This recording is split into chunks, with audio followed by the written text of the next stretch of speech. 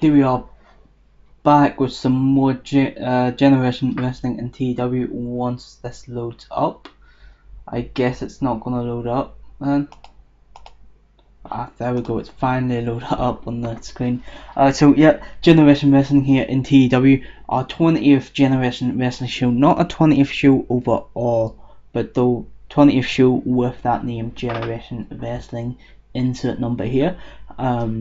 Yeah, it's going to be an expensive show. We have a big return, a huge return here in this event tonight, but I'm not going to tell you who. It's going to be big though. It's a very, very big return and a very big paycheck to pay this person, but I'm going to make the exception here. I say big paycheck, but I think I can afford it. It's going to be about 2,500 a night, an appearance, which is a lot of money, but he will be a main eventer, and it's going to make sense, and it's going to be fantastic, I think. Anyway, now let's go in here. Alliance titles. We have this here title here, the Future Generation Championship. We went for this here kind of penny coin type plate here. I quite like the look of that plate, so I've decided to choose that for, and we will be having a match here tonight for that title where Jonathan Gresham will take on Joe Coffey and Shibata. Now, whenever I signed this guy Shibata, I thought it was Shibata, you know, the Shibata from New Japan Pro Wrestling. It was not. It was some little faceless guy on the mod. But anyway, he's here. So yeah. Pretty much not too much to say about that.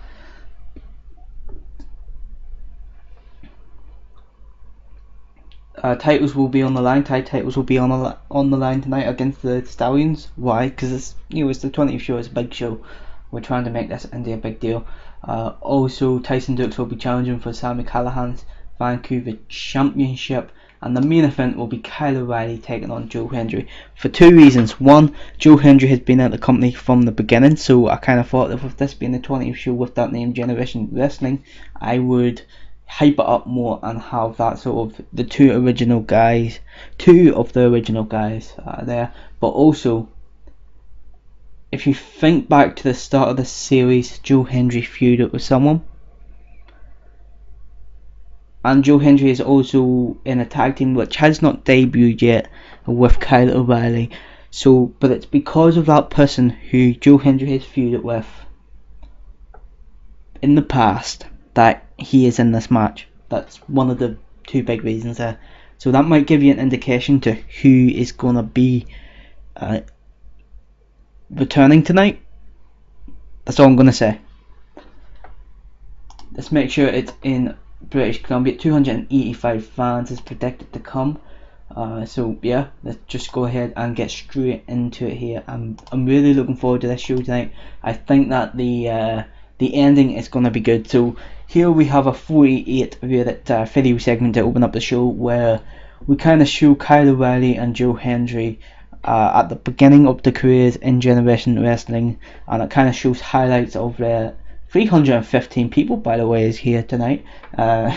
Sorry about that, but I just saw that and had to tell you. But yeah, Kyle O'Reilly, Joe Hendry's careers from when they started Generation Wrestling, you know, right up until now, kind of showing, telling the story on why these two are wrestling each other tonight.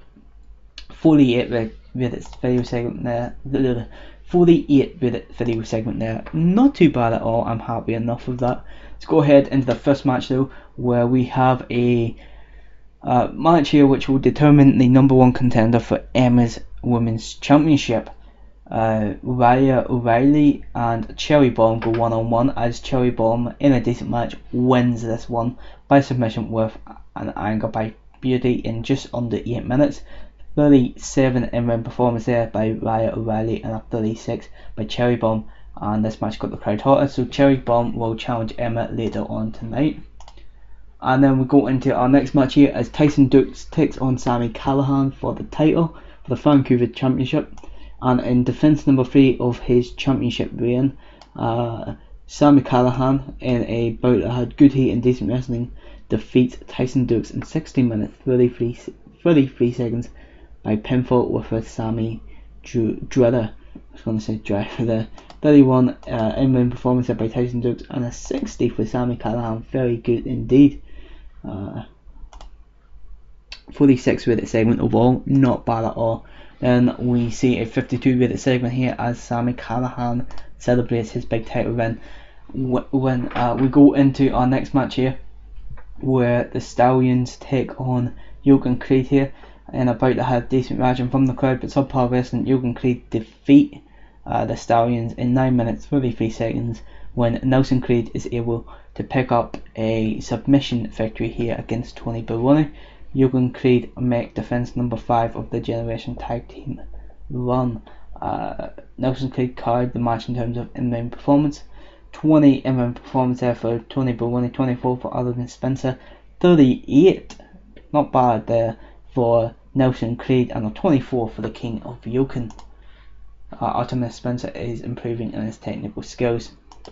We go into our next match here, where we see, now this is a hint to who is coming back again, where we see Steve Blackwell and Cremate Von Slasher in a video segment. It's kind of like a teaser for the main event, and Steve Blackwell says that there will be havoc on Generation Wrestling. Take from that what you will. But then we go into the next segment here as Jonathan Gresham goes up against Joe Coffey, who goes up against Shibata. Sort of the three main promotions in the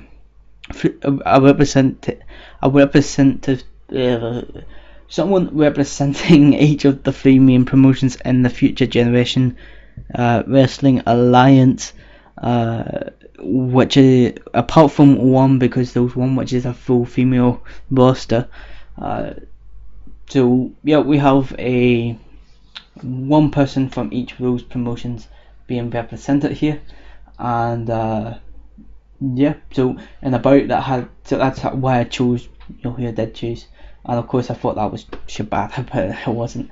In a bout that had a decent reaction from the crowd, but subpar wrestling, we give the title to Joe Coffey here, who defeats Jonathan Gresham and Shibata in 15 minutes 6 seconds when he defeats Shibata by pinfall, and becomes the first ever Future Generation champion. In terms of in-ring work, Joe Coffey was head and shoulders above everyone else, and Shibata was the weak link, as I thought he would be, struggling to keep up with everyone else's in-ring performance there. Not bad at all. So yeah, both of them will leave the company now, and we will bring back in Joe Coffey whenever I want to put the title on the line against one of my guys again. But 22 in-ring performance there for 32 for Jonathan Gresham, a 50 for Joe Coffey, not bad indeed, and an 8 for Shibata. So that's not bad to pull out a 39 rated segment there, match there. But Joe Coffey is still improving in his rumble skills, not bad at all. And then we go on to the next segment here, where Cherry Bomb takes on Emma for the title, but of course Emma is able to make defense number 2 of her Generation Women's Championship reign here, as she beats Cherry Bomb 10 minutes 48 seconds by pinfall with a Michinoko driver. 37 in-ring performance there for Cherry Bomb, and a 53 for Emma, and that results in a match rating of 48, so that's not bad at all. I'm quite pleased with that one. We go into our next segment though, where Emma celebrates her big championship defense in a 53 rated segment. We go in to the main event here,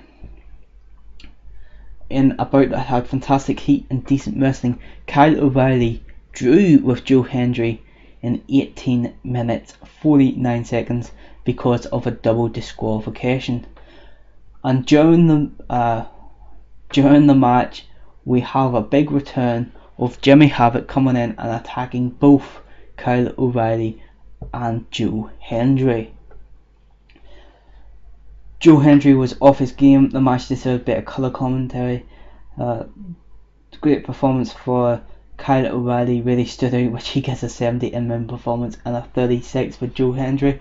And Jimmy Havoc returns with an old school heel gimmick, which gets a rating of below average. So yes, Jimmy Havoc is the big return here.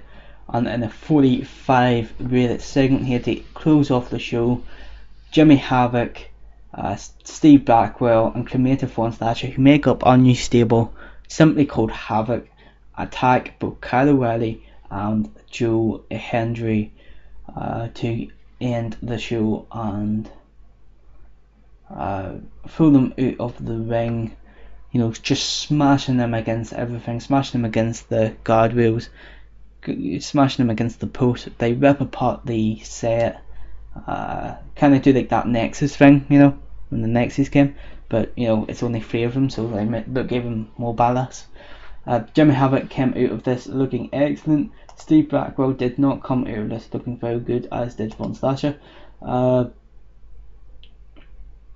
O'Reilly came out looking excellent, and Joe Hendry comes out looking very underwhelming. Okay, 45 rated segment there, not bad indeed. So we're going to pre-book this in for the next event, where we will book this match. Be a handicap match probably. Yep, I'll be 3-on-2, where Joe Hendry and Kyle O'Reilly will be debuting as a team, and Cremator Von Slasher and Steve Blackwell will be, or Blackwell Slasher as they're known as, will be teaming up with their new leader in Jimmy Havoc. Big return there. Huge return here.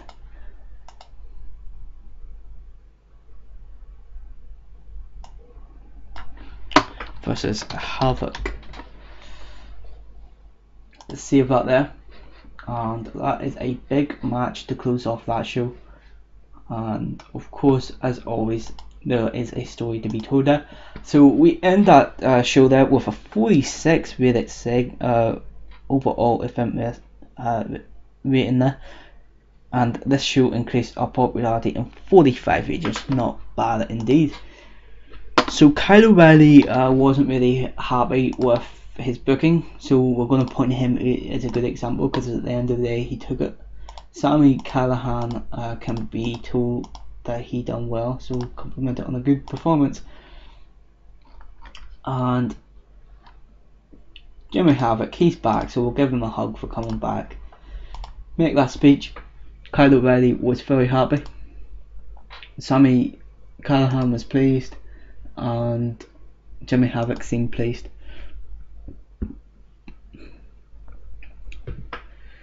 So yeah, I decided to bring back Jimmy Havoc, and he is going to do well, I think. I don't think he'll ask for too much more money. He isn't on the full 2700, and apparently he's on like 2590 or something. I can't remember exactly, so pretty much 2600, I'd say, for, you know, sake of simplicity. The reason why I brought him back was because I wanted to set up a stable. I want a faction. I like factions, but I don't like having too much. I like 1 or 2 factions. But yeah, so I was looking through the list of workers and was like, I could bring back Jimmy Havoc, and then he could team up with Steve Blackwell and Cremator Von Slasher. You know, all 3 of them with the masks, they all look kind of creepy. Yeah, you know, so yeah. That cost a lot of money to run that show, didn't it? But it's worth it, so that's good. Kyle O'Reilly is feeling the effect, so is Callihan. 0.05 TV rating, so we'll see how much people actually watched that in total. Going to your show history. 44,000 people, 44,500 people watched that show on YouTube. So what I'm going to do here is, I'd like to see my schedule.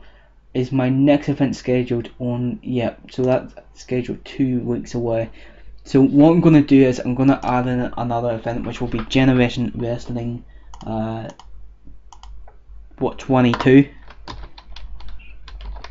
Generation Wrestling 22. It'll be a 1 hour long event.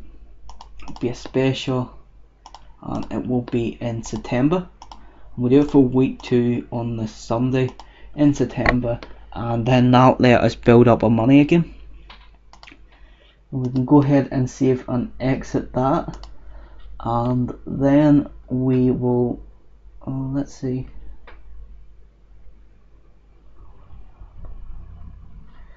Actually, you know what, I want to open up that schedule again, and I don't know if I want to touch that just yet. Like, let's go into a size here, see how we do. Holy shit, opponents is going up big time there, isn't it? 15, very good to see indeed, very good. And 8 in the Northwest, and 9 in Alberta, doing well, doing very well. Importance though, popularity is doing very well, 17 in British Columbia, 10 in Alberta, 7 in that place where Brock Lesnar lives that I can't pronounce, 9 in the Northwest, 6 overall. Everywhere else, nowhere has dropped below 6, which is good to see. I'm very happy about that. Now, I do think though, I would like to do a show in the UK. We have got a couple big names from the UK. Well, I say big names, big-ish names. Well, no, Havoc is a big name, let's face it. And Joe Hendry's pretty big as well. So I'm going to go ahead and I'm going to put in a United Kingdom show, which can be, so other than an event, Generation Wrestling. Where should I do it? Should I do it United Kingdom, or should I do it one of the 4 countries? Let's just do it United Kingdom. And then for that show I can bring in a couple guys from Progress. 1 hour 30 minutes long that show will be, and we can do this show in December, week 2 for the Sunday of course, and then that can be the show leading into the Emergence show next year. So yeah, a fixed location will be the British Isles.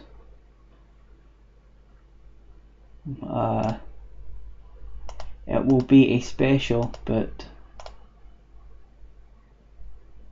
we'll do it numbered, so the next one will be 1.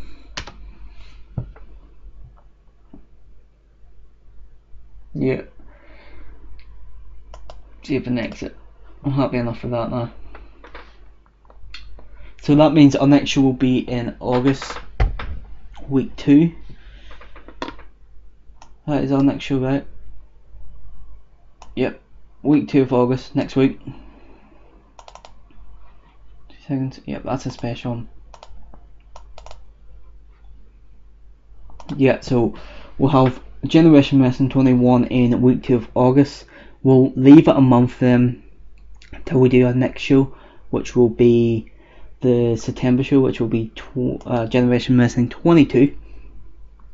We'll then have in November in week 2, we may put another show in between these two, but we'll have the Canadian Cup, and then we will probably leave it a month yet. We might put in another show, but chances are our next show will be the United Kingdom. We'll definitely leave it a month then till we do the Emergence show in January. So that's a pretty solid lineup there. Now I do want to have a look at our show history. We have done 9 shows already this year. So by the end of next year we will definitely have what, August, September, November, August, September, October, November, and December. So we're definitely going to have at least 5 other shows, which reminds me, I need to, what was I going to do there? Oh yes, 23 then needs to be in October. So I forgot that. Yeah, October's still a month. Generation Wrestling.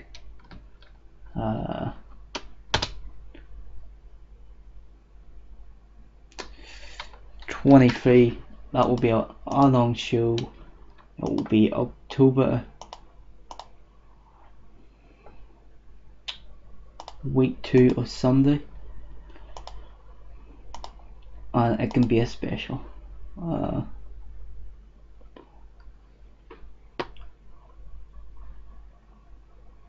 Yeah, that'll do there. So we're definitely going to have about 5 shows by the end of the year extra. So that's a lot of shows this year. Compared to last year, you compare that to last year where we had 10 shows altogether. So that's more shows added on. And then 7 shows the year before, which was our debut year. Now, saying that, we may move the October show that I have scheduled for October, still keep a show in October, but instead have it be Generation Wrestling 23 be 2 weeks after, to be in week 4 of September is what I should say. So yeah, right now anyway, that's the way it's gonna be. I'll push everyone here. Let's do a blaster overview. Main event is Jimmy Havoc right there at the top. Sami Callihan, Kyle O'Reilly and Eric Young. Then we have in the upper mid card Moose, Joe Hendry, Crazy Steve and Nelson Creed. Then we have the King of Yukon in the mid card, Scotty Mack, Tony Baroni, Steve Blackwell, Jonathan Gresham and Tyson Dukes. We then have Pete Powers in the lower mid card along with Colin Delaney, Fawn Slasher and Artemis Spencer in the openers. We have Billy Swade and Dan Myers. Then we have Cole Bishop as our enhancement talent. Then of course in the women's division we have Cherry Bomb, Christina Fontaine, Natty Neidhart, Emma, Rhea O'Reilly and finally Matsumoto. So not bad there. Let's see where are we in terms of our ranking. We're 24th still not too bad. I'm happy enough with that. Now by the end of this month I'm hoping to have, I'm going to be bold here and I'm going to say that by the end of this, by our next show, we're going to have about 30,000 in sponsorships gathered up. Maybe that's a wee bit ambitious, but we'll see. But thank you very much for watching this one anyway, I do appreciate it. Let me know what you think about the return of Jimmy Havoc, but as always, goodbye.